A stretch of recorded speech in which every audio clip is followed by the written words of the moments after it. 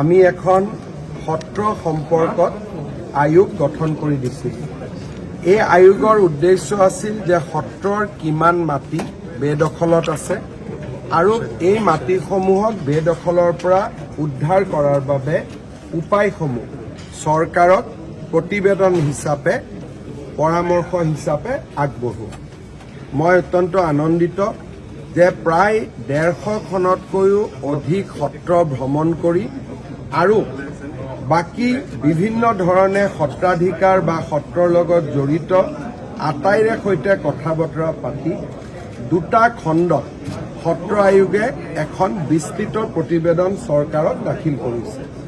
এই প্ৰতিবেদন কেইখন আমি পৰীক্ষাও কৰিম আৰু খুব সোনকালে অসমৰ সত্ৰসমূহক নিৰবিচ্ছিন্নভাৱে সহায় কৰিবলৈ আমি পাৰ্মানেণ্ট আয়োগ এখনত উপযুক্ত বাজেটেৰে সৈতে পাৰ্মানেণ্ট সত্ৰ আয়োগ এখন নিৰ্মাণৰ কথাও চৰকাৰত ইতিমধ্যে আলাপ আলোচনা হৈ আছে, যিখন আয়োগৰ আদালতৰ দৰে ক্ষমতা থাকিব আৰু চৰকাৰী বিভাগৰ দৰে বিত্তীয় ক্ষমতা থাকিব।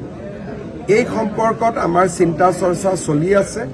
ছেপ্টেম্বৰে হওক বা ফেব্ৰুৱাৰীয়ে হওক আমাৰ এই চৰকাৰখনৰ কাৰ্যকালৰ ভিতৰতে সেই আইনখন আনিবলৈ আমি চেষ্টা কৰি আছোঁ। আজিৰ প্ৰতিবেদনখনে এই ক্ষেত্ৰত আমাক যথেষ্ট সহায় কৰিব। মই সকলোলৈকে ধন্যবাদ আগবঢ়াম। আমি এখন সত্ৰ সম্পৰ্কত আয়োগ গঠন কৰি দিছিল। এই আয়োগৰ উদ্দেশ্য আছিল যে সত্ৰৰ কিমান মাটি বেদখলত আছে আৰু এই মাটিসমূহক বেদখলৰ পৰা উদ্ধাৰ কৰাৰ বাবে উপায়সমূহ চৰকাৰক প্ৰতিবেদন হিচাপে পৰামৰ্শ হিচাপে আগবঢ়োৱা। মই অত্যন্ত আনন্দিত যে প্ৰায় 150খনতকৈও অধিক সত্ৰ ভ্ৰমণ কৰি আৰু বাকী বিভিন্ন ধৰণে সত্ৰাধিকাৰ বা সত্ৰৰ লগত জড়িত আটাইৰে সৈতে কথা বতৰা পাতি দুটা খণ্ডত সত্ৰ আয়োগে এখন বিস্তৃত প্ৰতিবেদন চৰকাৰক দাখিল কৰিছে।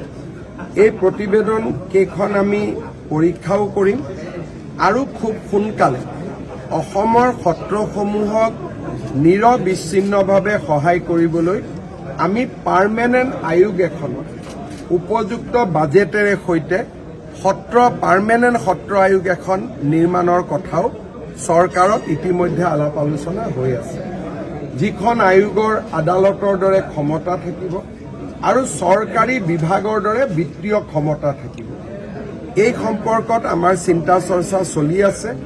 ছেপ্টেম্বৰে হওক বা ফেব্ৰুৱাৰীয়ে হওক আমাৰ এই চৰকাৰখনৰ কাৰ্যকালৰ ভিতৰতে সেই আইনখন আনিবলৈ আমি চেষ্টা কৰি আছোঁ। আজিৰ প্ৰতিবেদনখনে এই ক্ষেত্ৰত আমাক যথেষ্ট সহায় কৰিব। মই সকলোলৈকে ধন্যবাদ আগবঢ়াম।